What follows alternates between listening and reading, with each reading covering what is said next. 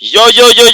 ngo dore Rayon Siporo ngirakora gasha, Rayon Siporo ngirongera itanga icyizere mu bafana, Rayon Siporo kakanya ifite abafana kabisa bari mu byishimo bavuga ati baserebura intsinzi yabaye uyu munsi yahujije ikipe ya Rayon Siporo ndetse n'ikipe ya AS Kigali kabisa. AS Kigali kaba yakiriye igitego kimwe, abafana ba Rayon Siporo bakaba bari kuvuga ati amahinduka banaserebura bavuga ati ibintu bimeze neza gatanu ku kandi bizagenda biza gake gake, nimba twatsinze kimwe ejo tuzatsinda bibiri. Abafana mu minota za nyuma bavuze ati dukeneye kera igitego ariko biranga, ariko abafana bavuze ati byiza cyane kabisa. Ubu abafana bari guserebura bavuga ati ibintu byagenze neza gatanu ku kandi fresh 5-5 ntabwo muri Rayon Siporo haheruka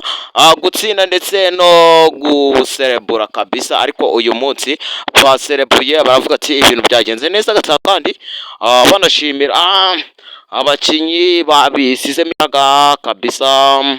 ja gatanu ku kandi babashimira byaki